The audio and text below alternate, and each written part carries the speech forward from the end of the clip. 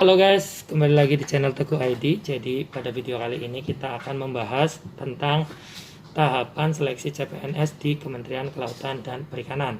Jadi kemarin untuk yang tahun 2021 kan teman-teman sudah mulai keluar juga hasil seleksi administrasinya. Jadi untuk pertama yaitu pendaftaran di SSCNPKN sudah selesai. Kemudian seleksi administrasi.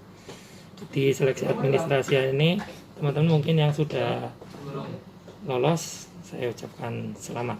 Kemudian untuk yang belum lolos seleksi administrasi silahkan dievaluasi. Jadi untuk lolos seleksi administrasi tipsnya itu mengikuti apapun arahan yang ada di pengumuman. Jadi misalnya ada surat pernyataan yang harus ditulis tangan, kalian harus tulis tangan.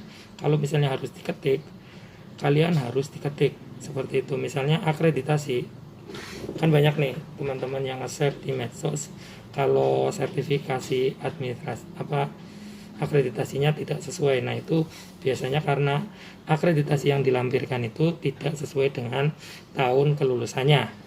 Oke, mungkin di tips untuk seleksi administrasi cukup itu ya. Yang penting teman-teman teliti, benar-benar teliti, memperhatikan rules dan apapun yang diminta oleh instansi di dalam pengumuman tersebut. Oke, lanjut setelah seleksi administrasi nanti ada pengumuman. Ini udah ada pengumuman ya kemarin. Kemudian ada masa sanggah. Masa sanggah ini tidak untuk mengganti, memperbaiki dokumen-dokumen yang salah, tapi untuk menyanggah kesalahan yang dilakukan verifikator atas berkas teman-teman yang sudah benar ya. Jadi bukan untuk memperbaiki dokumen-dokumen yang salah. Oke, next setelah masa sanggah ini ada pengumuman hasil sanggah, nanti pengumuman lanjutan. Nanti setelah ada pengumuman itu ada tes SKD atau seleksi kompetensi dasar. Di seleksi kompetensi dasar ini ada beberapa materi yaitu TIU, TKP, TKW ya, TBK, wawasan kebangsaan, tes kepribadian, kemudian seleksi yang itu TIU, tes intelijensi umum, itu ada passing grade-nya. Saya sudah membahasnya di video yang lain, bisa dilihat di kolom deskripsi ya. Selanjutnya setelah seleksi kompetensi dasar nanti jumlah yang lolos passing grade 3 kali lipat dari jumlah formasi akan diumumkan lolos untuk mengikuti seleksi kompetensi bidang. Di seleksi kompetensi bidang ini di KKP biasanya ada SKB yang berupa CAT sama seperti di SKD ya, sistem CAT.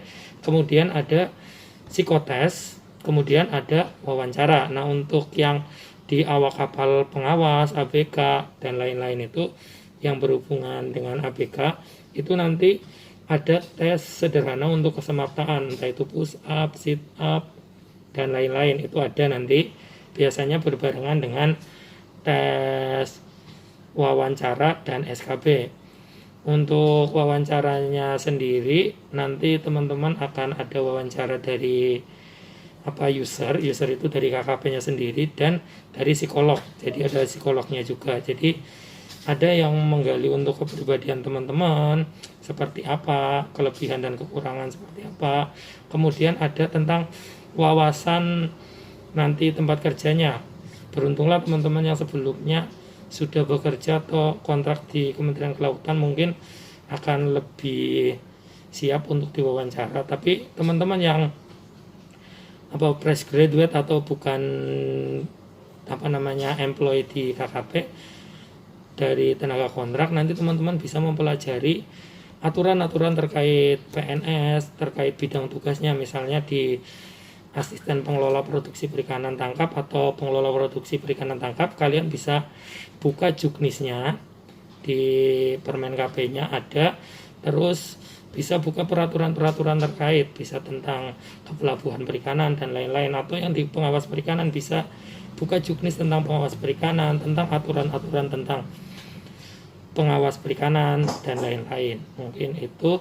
Nah, setelah di SKB ini dan wawancara dan lain-lain ada pengumuman hasilnya, kemudian masa sanggah lagi. Nah, setelah masa sanggah ini ada pengumuman final. Nah, di pengumuman final ini menentukan hasil yang sudah fix ya teman-teman untuk menjadi CPNS di KKP. Lalu setelah pengumuman ini ada proses apa lagi sih?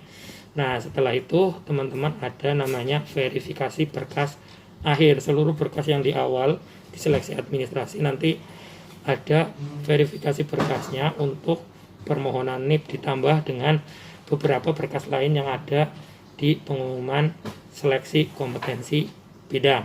Nah, setelah proses ini verifikasi administrasi nanti ada pengumuman lagi terkait penetapan NIP-nya. Nanti langsung ada tentang pengumuman mulai kerjanya kapan, mulai dikumpulkan oleh KKP kapan. Oke, mungkin segitu saja dari saya di video kali ini tentang penerimaan CPNS di KKP, prosedurnya, tahapannya. Kalau ada pertanyaan silakan tulis di kolom komentar. Kalau suka video ini silakan like, kalau nggak suka dislike saja. Bye bye, sampai jumpa di video selanjutnya.